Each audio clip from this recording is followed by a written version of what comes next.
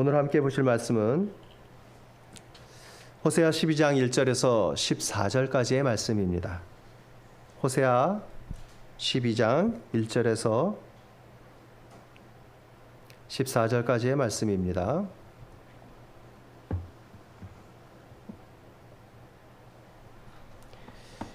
다 찾으셨으면 한 절씩 읽고 14절은 같이 합독하도록 하겠습니다.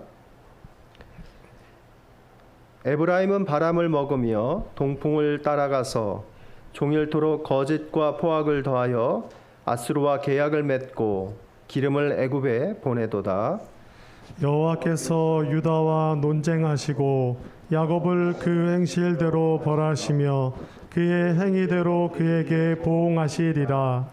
야곱은 모태에서 그의 형의 발 뒤꿈치를 잡았고 또 힘으로는 하나님과 겨루되 천사와 겨루어 이기고 울며 그에게 간구하였으며 하나님은 베델에서 그를 만나셨고 거기에서 우리에게 말씀하셨나니 여호와는 만군의 하나님이시라. 여호와는 그를 기억하게 하는 이름이니라. 그런즉 너의 하나님께로 돌아와서 인애와 정의를 지키며 항상 너의 하나님을 바랄지니라. 그는 상인이라 손에 거짓 저울을 가지고 속이기를 좋아하는도다. 에브라임이 말하기를 나는 실로 부자라. 내가 재물을 얻었는데 내가 수고한 모든 것 중에서 죄라 할 만한 불의를 내게서 찾아낼 자 없으리라 하거니와 내가 애굽 땅에 있을 때부터 나는 내 하나님 여호와니라. 내가 너로 다시 장막에 거주하게 하기를 명절날에 하던 것 같게 하리라. 내가 여러 선지자에게 말하였고 이상을 많이 보였으며 선지자들을 통하여 비유를 베풀었노라. 길앗은 불의한 것이냐? 과연 그러하다. 그들은 거짓되도다.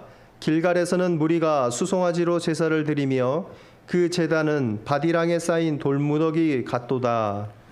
야곱이 아람의 들로 도망하였으며 이스라엘이 아내를 얻기 위하여 사람을 섬기며 아내를 얻기 위하여 양을 쳤고 여호와께서는 한 선지자로 이스라엘을 애굽에서 인도하여 내셨고 이스라엘이 한 선지자로 보호받았거늘. 다 같이요. 에브라임이 경노하게 함이 극심하였으니 그의 주께서 그의 피로 그의 위에 머물러 있게 하시며 그의 수치를 그에게 돌리시리라. 아멘.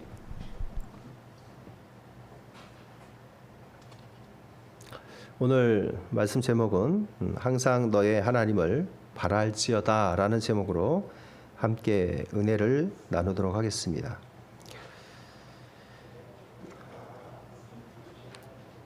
사람은 살아가면서 항상 누구를 닮았다는 소리를 듣게 되곤 합니다.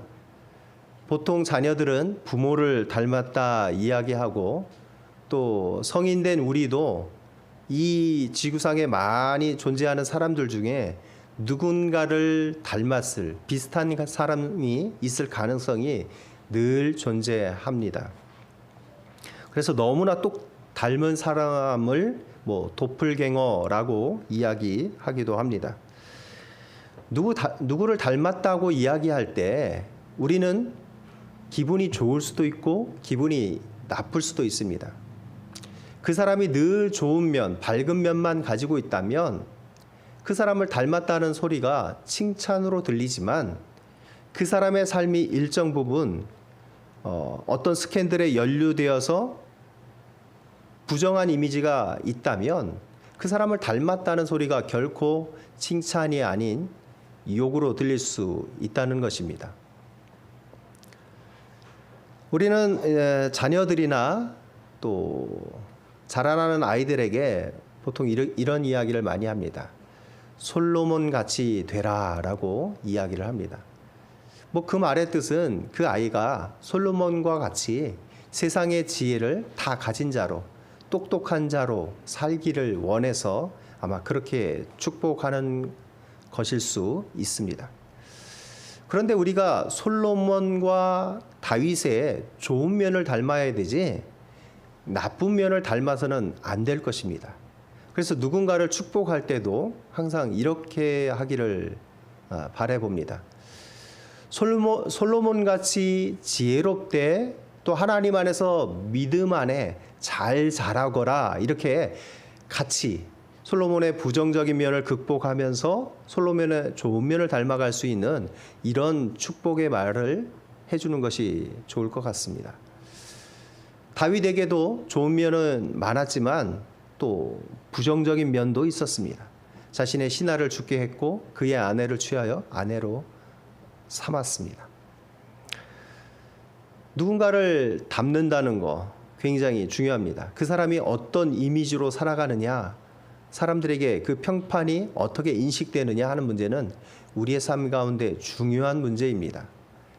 강직한 사람, 정직한 사람, 의인, 또 하나님 앞에 사람 앞에 칭찬받는 사람들로 여러분들이 살아가시기를 축복합니다. 오늘 말씀에 보면 이제 이스라엘이 등장하는데, 이스라엘은 하나님 앞에 속임과 거짓을 행하는 나라, 백성, 민족으로 나옵니다. 그 이스라엘과 닮은 그 예를 들면서 이스라엘의 한참 위의 조상인 야곱을 거론하고 또 장사하는 상인을 들면서 이스라엘이 속임과 거짓에 능한 민족이고 그 길을 버리지 않고 하나님 앞에 돌아오지 않는다면 그 이스라엘은 하나님 앞에서 또 어떤 일들을 당하게 될 것이다 라는 예언의 말씀이 들어가 있습니다. 이스라엘은 하나님께 돌아오기를 힘써야 됩니다.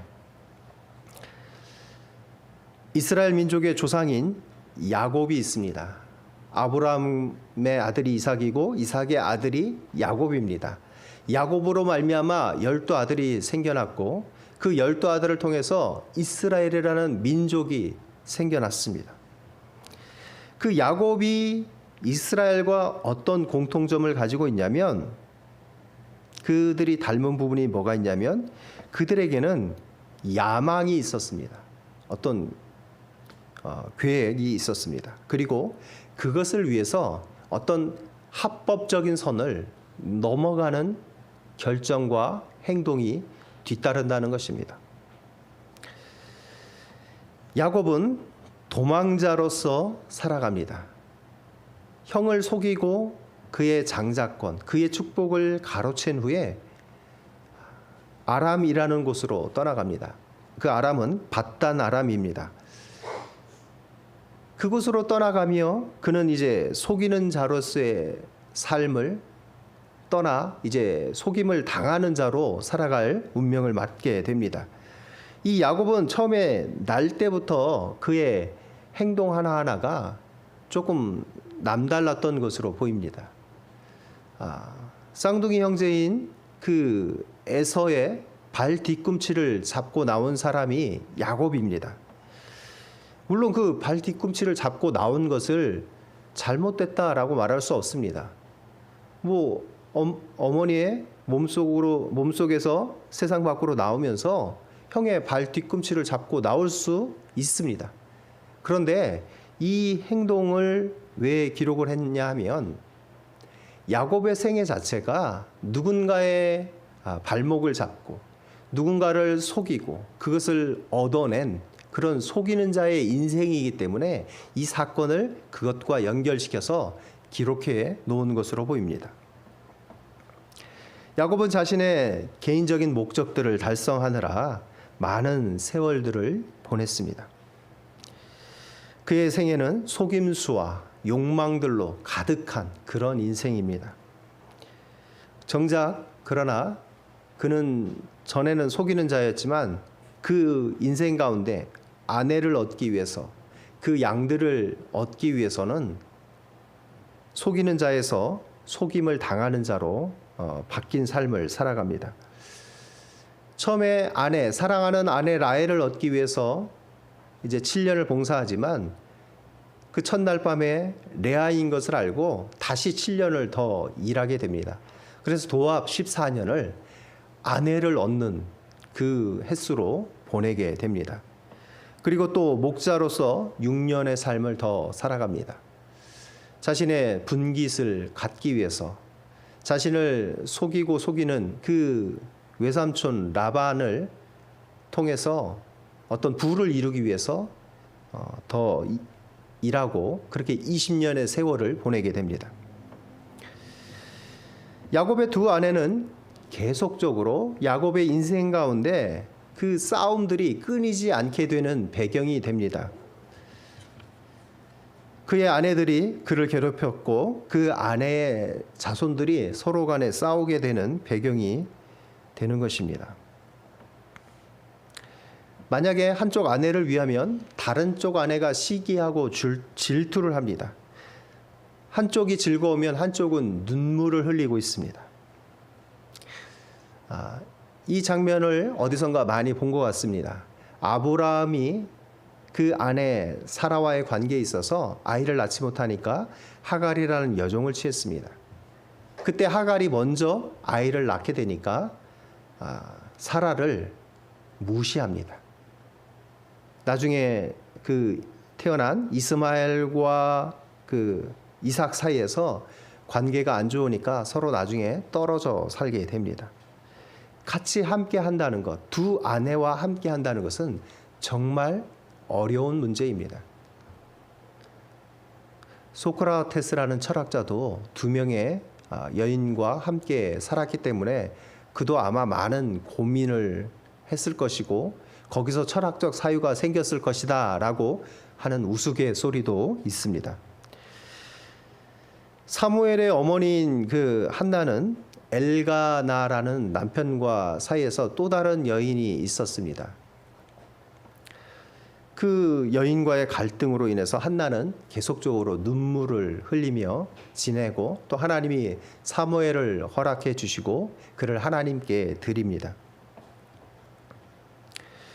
이렇게 속이는 인생을 살아갔던 야곱을 하나님께서는 그래도 은혜 가운데 그를 이끄시고 다시 바단 아람에서 다시 원래 살던 곳으로 이끄시고 12지파의 아버지가 되게 하는 은혜를 허락해 주셨습니다.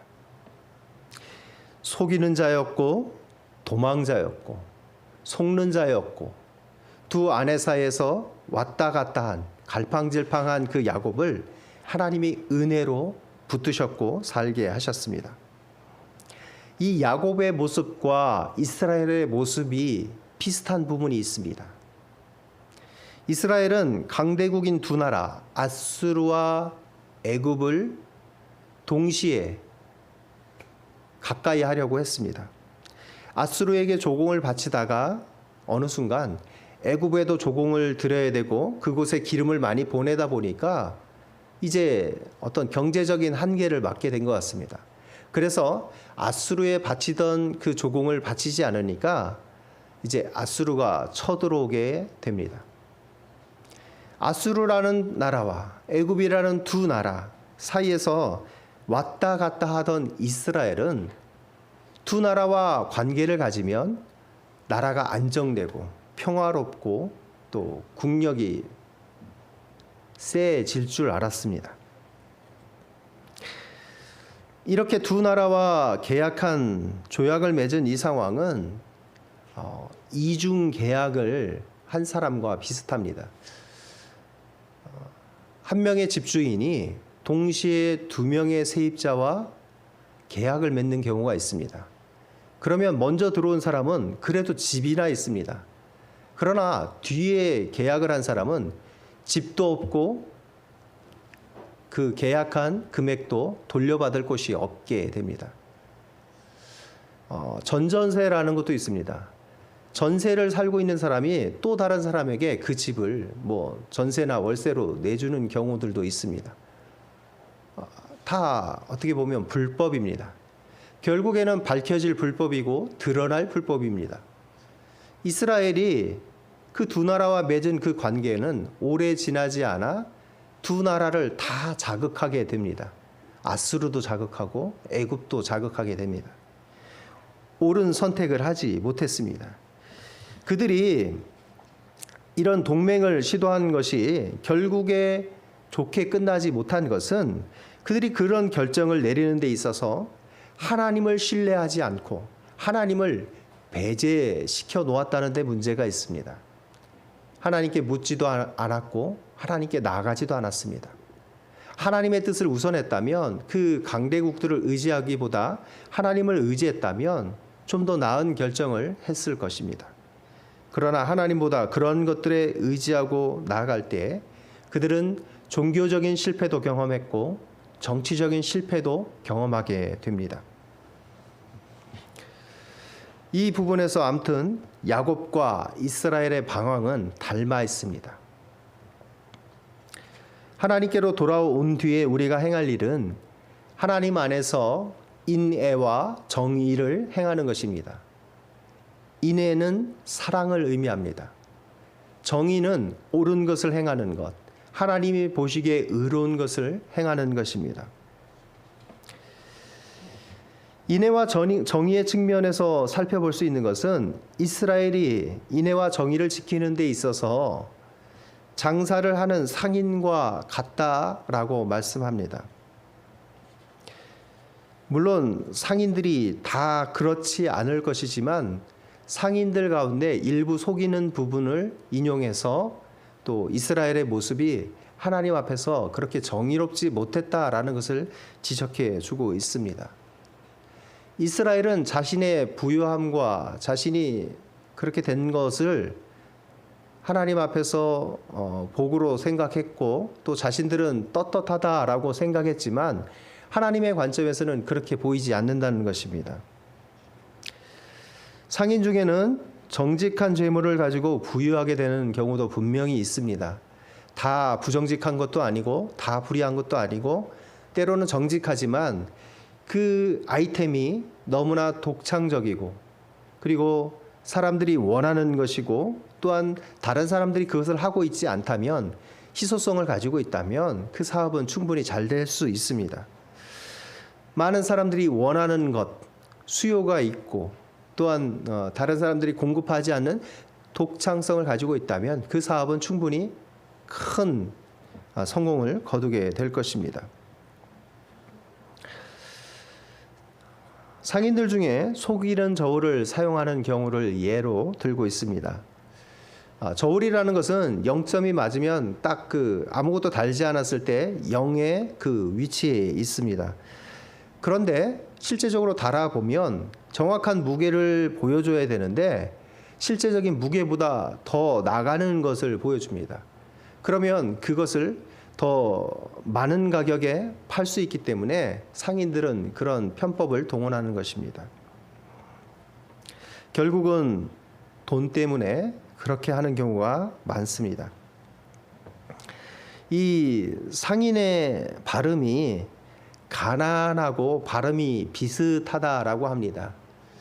이스라엘 백성이 살던 그 가나안 땅의 그 문화가 이 속이는 상인의 모습과 발음이 비슷한 것을 통해서 그들의 문화가 속이는 문화라는 것을 좀 이야기해 주고 싶은 것 같습니다. 가나안의 영향을 받아서 이스라엘 너희가 그렇게 되었다라는 것입니다.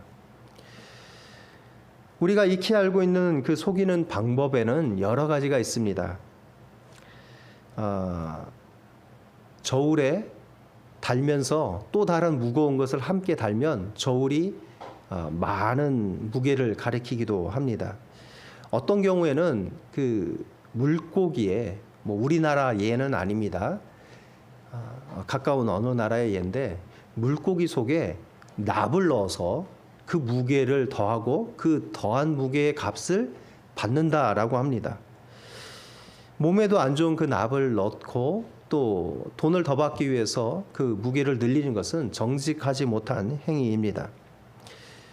때로는 어떤 소나 고기에 물을 뿌려서 그 무게를 더하게 하고 그것을 얼려서 팔면 또 나중에 먹는 사람들은 또 다 압니다. 그 맛이나 신선도나 또 이제 요리를 하다 보면 기름이 나와야 되는데 물이 많이 나오면 정말 마음이 상합니다. 고물상에서 일하시는 분들 중에 이제 휴지에다가 그 박스나 이런 거에 물을 뿌리는 경우가 있습니다. 뭐 날씨가 더워서 물 뿌리나 보다 했는데 사실은 무게를 더 늘리기 위해서 하는 그런 것이라고 합니다. 물론 그렇게 해야 먼지도 안 나고 또 그런 부분도 있지만 어느 정도 적당한 선을 유지하는 것이 좋아 보입니다. 옛날의 상인들 중에는 바닥이 이중으로 되어 있는 되를 사용한다라고 합니다. 어떤 되는 정직한 보여주는 되는 이만큼입니다라고 하면서 정작 사용하는 되는 그 옆에 있는 대박을 사용합니다. 그 대박은 밑에 높이가 이만큼 올라가 있어서 실제 담는 양은 많지 않은 것입니다. 그리고 어떤 경우에는 포장하면서 순식간에 미리 포장해 놓았던 다른 것과 바꿔치기 하는 것도 있습니다.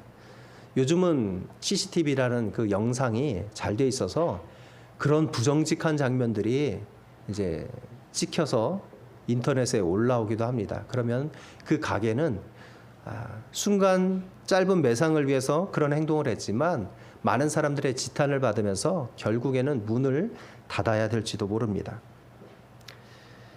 회를 좋아하시는 분들은 회가 많다라고 생각했는데 조금 몇 점 먹다 보니까 밑에 천사채가 회보다 더 많은 것을 경험하기도 했을 것입니다. 화가 나지만 욕할 수 없는 상황입니다. 어떤 사람들은 기름을 팔면서 끓여서 팔기도 합니다. 끓이면 양이 늘어난다라고 합니다. 그런데 다시 식으면 양이 줄어듭니다. 그리고 정상적인 기름에 정상적이지 않은 다른 화학 제품을 섞어서 팔기도 합니다. 그러면 결국은 차에 무리가 가기도 하는데 값싼 것을 섞어 팔므로써 비싸게 파는 이 모든 것이 어떤 재물을 더 많이 얻기 위한 편법으로 잘못 사용되는 경우들입니다. 아무쪼록 먹는 걸로 장난치는 사람들은 좀 벌을 더 세게 받았으면 좋겠다라는 개인적인 바람이 있습니다. 그리고 이렇게 물건들뿐만 아니라 정보를 이용해서 그 정보로 지식으로 돈을 버는 사람들도 있습니다. 주식이나 어떤 증권을 하는 사람들 중에 사람에게 이제 민간인에게 일반인들에게 투자를 권유하면서 잘못된 정보, 한정된 정보 또는 비대칭적인 그런 정보로서 사람을 미혹하는 경우들도 있습니다. 자신들은 분명히 그 위험성을 알고 있음에도 투자하는 사람에게 이렇게 하면 좋습니다. 수익이 엄청납니다. 이 수익률을 보장합니다라고 이야기하지만 정작 그 리스크나 위험에 대해서 고지하거나 그것에 대해서 크게 부각시키는 사람은 별로 없습니다. 이것 또한 속이는 저울과 다르지 않습니다. 사람을 미혹해서 자신이 취할 것만 취하고 상대방은 어렵게 돼도 전혀 개의치 않는 모습을 보여줍니다. 이런 사람들의 모습이 이스라엘의 모습과 닮아 있습니다. 오늘날 그 이단의 교주들도 보면 이런 속이는 저울의 기법들을 사용하기도 합니다. 사람들에게 두려움을 주입합니다. 천국에 대해서, 소망에 대해서, 사랑에 대해서 이야기하지 않고 심판과 두려움과 저주에 대해서 이야기를 합니다. 계속 듣다 보면 자신에게는 천국은 온데간데 없고 그 사람이 말한 저주가 나에게 임할까봐 그 사이비 교주에게 많은 것을 의지하게 됩니다. 마치 가스라이팅처럼 그 사람의 말이 하나님의 말과 같이 되어지는 현상이 생겨납니다. 너무나 무서워서, 심판이 무서워서 그 교주를 의지하게 되는 것입니다. 우리에게는 균형이 필요합니다. 하나님 안에서 인애라는 것과 정의라는 것이 균형을 이룰 필요가 있습니다. 우리가 인애를 실천한다고 하면서 사랑한다고 하면서 모든 사람을 다 관대하게 대하면 안 됩니다. 누군가를 대할 때 사랑으로 대하지만 그렇게 대하는 것이 맞지만 그 사람이 잘못한 부분에 대해서는 벌을 받는 것이 마땅합니다. 성경도 말씀합니다. 가난한 자라고 해서 무조건 감싸지 말라라고 말씀합니다. 가난한 자도 잘못했으면 법 앞에 판단을 받는 것이 맞다라고 성경은 지적해 줍니다. 그리고 권세가 있다고 해서 그 사람이 또 빠져나가는 것도 합당하지 않습니다. 가난한 자나 부유한 자나 권세 있는 자나 권세 없는 자나 모든 사람들은 법 앞에 올바른 판단을 받는 것이 필요합니다. 하나님의 법 앞에서도 마찬가지입니다. 누구나 그 법 앞에 서면 우리에게는 은혜가 필요함을 깨닫게 됩니다. 사랑과 긍휼과 그 은혜, 그리고 공의와 법과 심판이 우리의 삶에는 균형을 갖추며 살아가야 한다는 것입니다. 너무 사람들을 판단하고 정죄하고 그 심판의 눈으로 바라본다면 우리는 그 영혼을 사랑할 수 없고 품어줄 수 없습니다. 잘못을 했더라도 그 사람이 뉘우치고 회개하고 돌아온다면 그 사람을 품어 주어야 합니다. 우리가 하나님께로 돌아오지 않는다면 하나님께서는 이스라엘을 그 장막을 치던 때로 되돌릴 것이라 말씀합니다. 이스라엘에게는 장막을 치던 시절이 있었습니다. 그것은 광야에서의 시절입니다.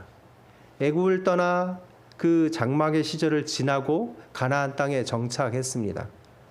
그래서 그들은 나중에 초막절, 장막절이라는 절기를 지키면서 하나님이 그 광야 가운데 우리의 삶 가운데 어떤 은혜를 주셨는지를 기억하고 떠올렸습니다. 그 장막절은 1년에 한 일주일 정도의 시간을 통해서 장막 안에 기거하면서 그 시절을 회상합니다. 그런데 잘못해서 하나님께로 돌아오지 않아서 장막의 시절로 되돌아간다. 그것은 엄청난 고통입니다. 1년에 일주일이 아니라 매일매일을 그렇게 장막의 시절을 보내야 된다라고 하면 그들은 그 고통을 감당하기 힘들어 할 것이 분명하기 때문입니다. 우리는 항상 우리의 하나님을 바라보아야 합니다. 인애와 정의를 지키며 하나님 앞에 돌아와 하나님을 바라보는 그 인생이 복된 인생입니다. 우리가 한 곳에 집중하지 않는다면 우리의 주의력은 분산되어질 수밖에 없습니다. 이스라엘은 하나님만 바라보지 않으니까 옆에 우상에게 마음이 쏠렸고 그들에게 마음이 분산되었습니다. 배우자가 사랑하는 아내나 남편을 계속적으로 바라보지 않는다면 지나가는 다른 사람에게 그 시선이 향할 수 있고 시선이 가게 되면 또 마음이 가게 되고 마음이 가게 되면 외도로 이어질 수 있습니다. 그 결국은 이혼이라는 처참한 결과를 맞게 될 수도 있습니다. 그래서 성경은 계속적으로 말씀합니다. 내 마음을 지키라 라고 말씀합니다. 마음을 지키지 않고 하나님을 향한 그 마음을 유지하지 않는다면 우리의 마음은 분산되어 또 다른 것에 미혹되어질 수 있습니다. 하나님보다 더 나아 보이는 어떤 것들이 즐거움을 주는 것들이 기쁨을 주는 것들이 존재한다라고 여겨지기 때문입니다. 남편의 시선이 다른 곳으로 향한다면 그 아내는 그것을 금방 눈치챌 수 있습니다. 이 남편의 마음이 나를 떠났구나. 다른 곳으로 가 있고 결국에는 떠나갈 것이구나 라는 것을 알게 됩니다. 자신을 위하는지 위하지 않는지 단번에 알아챌 수 있습니다. 사람도 이런데 하나님께서 모르실까요? 그렇지 않습니다. 나의 행동 하나, 나의 마음, 속마음까지도 하나님은 다 알고 계신 분이십니다. 우리가 하나님을 떠나서 돌아선다면 하나님께서는 누구보다 빠르게 그것을 아실 것이며 또한 선지자들을 보내 우리에게 돌아오라고 요구하고 촉구하실 것입니다. 그 여호와 하나님의 이름이 우리에게 기억하게 하는 이름이 되시기를 축복합니다. 하나님의 은혜를 떠올려야 합니다. 지난 인생 가운데 하나님이 내 인생을 이렇게 이끄셨고 나를 이 자리에 서게 하셨구나. 내 삶이 모두 하나님의 은혜 가운데 있었구나 라는 것을 고백해야 합니다. 방황하던 나를 하나님이 나를 이끄셨고 나를 이곳 가운데 인애와 정의로 살아가게 하셨구나. 그 하나님을 떠올려야 합니다. 하나님께서는 스스로 부자이고 불의가 없다라는 그 이스라엘에 대해서 계속적으로 선지자들을 보내셨습니다. 선지자들의 이상과 비유를 통해서 깨닫게 하셨습니다. 다윗이 하나님 앞에 범죄했을 때는 나단 선지자를 보내 그 암양의 비유를 통해 깨닫게 해 주셨습니다. 선지자들을 통한 그 경고를 무시한다면 그들의 결국은 모든 피가 그들의 머리 위에 머물게 될 것을 말씀해 줍니다. 많은 성경의 말씀들은 정직하지 못하고 불의를 행하고 속이는 것이 가득한 그 이스라엘의 모습이 야곱의 그 삶과 닮아 있으며 그들의 조상인 야곱과 같은 루틴을 밟고 있으며 또한 그들이 상인의 모습, 속이는 저울을 사용하는 그 상인의 모습과 닮아 있음을 보여줍니다. 그 불의와 거짓됨에서 떠나기를 하나님은 요청하고 있습니다. 그들이 길르앗에서 길갈에서 쌓은 그 제단의 모습이 하나님에게는 밭 이랑 가운데 놓인 돌 무더기와 같다라고 말씀합니다. 밭을 일구다 보면 밭에 있는 그 돌들을 한 곳에 무더기로 쌓아 놓습니다. 그들이 하나님을 떠나서 많은 제단을 쌓았는데 그 제단들의 무너진 모습이 그 밭이랑에 놓여진 많은 돌들의 무더기와 같을 것입니다. 그들이 수많은 번제단을 쌓았던 것이 밭이랑 가운데 있는 그 수많은 돌무더기들과 다르지 않아 보입니다. 그들이 많이 쌓았지만 그것들은 무너진 모습으로 또한 아무 쓸모없는 돌에 쌓아진 것과 다르지 않아 보입니다. 하나님을 떠난 그들의 모습은 다시 장막의 시절로 돌아갈 위험이 있는 것입니다. 하나님께서는 그들을 한 선지자를 통해서 이스라엘을 애굽에서 인도해 내셨던 하나님이십니다. 그리고 그들을 보호하셨습니다. 그들의 삶이 그것을 기억하지 않는다면 다시 그들의 삶 가운데 수치가 임하게 될 것입니다. 하나님을 노엽게 한다면 그들의 결과는 처참하게 될 것입니다. 그들은 은혜로운 하나님의 초청에 반응해야 합니다. 이제 오늘 말씀을 맺겠습니다. 이스라엘이 하나님 앞에 범죄하게 될 때 하나님은 선지자들을 통해 그들을 깨닫게 하시기를 원했습니다. 그들이 행해야 하는 것은 하나님께로 돌아오는 것입니다. 6절 말씀 가운데 한번 같이 읽어보겠습니다. 함께 읽겠습니다. 그런즉 너의 하나님께로 돌아와서 인애와 정의를 지키며 항상 너의 하나님을 바랄지니라. 아멘. 모세를 통해 이스라엘을 이끌어 내심을 기억하고 하나님의 은혜를 기억해야 합니다. 예수 그리스도가 우리를 하나님께로 이끄십니다. 그를 믿는 자들은 다 하나님께로 나와 구원을 받게 될 것입니다. 우리가 하나님께로 돌아와 그의 인애와 정의를 지키며 항상 그 하나님을 바라보며 평생 살아가시기를 축복합니다. 그 하나님을 잊지 않고 살아가는 것이 우리가 살 수 있는 유일한 길입니다. 한 주간의 삶 가운데도 그 하나님을 바라보며 그 하나님을 떠올리며 하나님의 은혜가 내 삶 가운데 어떻게 임했는지를 날마다 생각하며 그 기쁨 가운데 살아가시기를 축복합니다. 기도하겠습니다.